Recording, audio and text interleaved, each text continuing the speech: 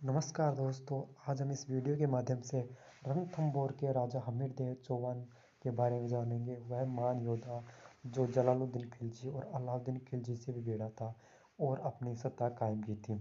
हमीरदेव चौहान रणथंभौर के एक प्रसिद्ध राजपूत शासक थे जिन्होंने 14वीं शताब्दी के प्रारंभ में रणथंभौर पर शासन किया था। हमीरदेव ने वर्तमान राजस्थान में रणथंभौर के आसपास केंद्रित पर एक राज्य पर शासन किया था। हमीर महाकाव्य के रचयिता चंद्रशेखर ने मेरठ दोहा कहा था, सिंगन सुवन सतपुरुष वचन कदली फले एक बार तिरिया तेल हमीर चढ़े न दूजी बार। अर्थात सिंह एक ही बार संतान को जन्म देता है, सच्चे लोग बात को एक ही बार कहते हैं, केला ही एक ही बार फलता है, स्त्री को एक ही बार तेल वो बटन लगाया जाता है, अर्थात उसका विवाह एक ही बार होता है। ऐसे ही हमीरदेव चौहान का अर्थ था। हमीरदेव चौहान के बारे में हम प्रारंभिक जीवन के बारे में करें तो 1283 में राजधानी चौहान वंश में हमीरदेव को बहुत कम उम्र से युद्ध कला में प्रशिक्षित किया गया था। वह जल्दी ही तलवार, धनुष और तीर जैसे हथियारों का उपयोग करने में विशेषज्ञ बन गया। हमीर महाकाव्य में हमीर के सिंहासन बैठने की तिथि 1283 अंकित की गई। हालांकि प्रबंध कोश में दी गई वंशावली के अनुसार हमीर ने 1285 में सिंहासन ग्रहण किया था। इतिहासकार दशरथ शर्मा अनुमान लगाते हैं कि जयद्रथ सिंह 1285 तक जीवित रहे, जो इस विसंगति की व्याख्या कर सकता है। उन्होंने हमीरदेव चौहान ने अपने पिता की मृत्यु के बाद रणथंभौर की गद्दी पर बैठा। वह एक योग्य और बुद्धिमान शासक सिद्ध हुआ। उन्होंने अपने राज्य की सुरक्षा की। शासन का भार संभालते उसने 1288 तक दिग्विजय का संपादन कर बड़ी ख्याति प्राप्त की और रणथंभौर के राज्य सीमा को बढ़ाया। अलबत्ता दिग्विजय सिंह के अंतर्गत वैसे ही राज्य सम्मिलित थे जिन्हें कर ही लिया जाता था, जिन्हें विपुल धनराशि लेकर विरोध किया जाता था।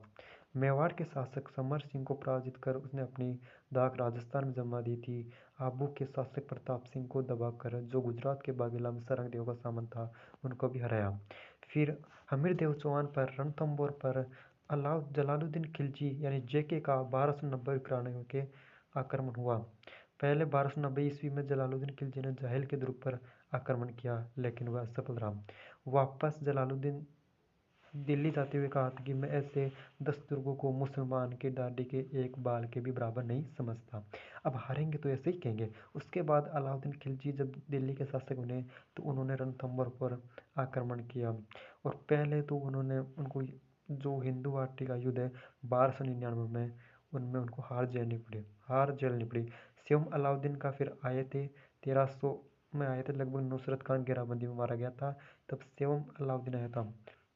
और उसके बाद में 1111 जुलाई 1301 को हमीरदेव चौहान के नेतृत्व में केसरी हुआ है और उनकी पत्नी रंगा देवी के व पुत्री पद्मला के नेतृत्व में जोर हुआ, जो राजस्थान का प्रथम शाका पूर्ण हुआ, जिसे राजस्थान का प्रथम शाका कहा जाता है।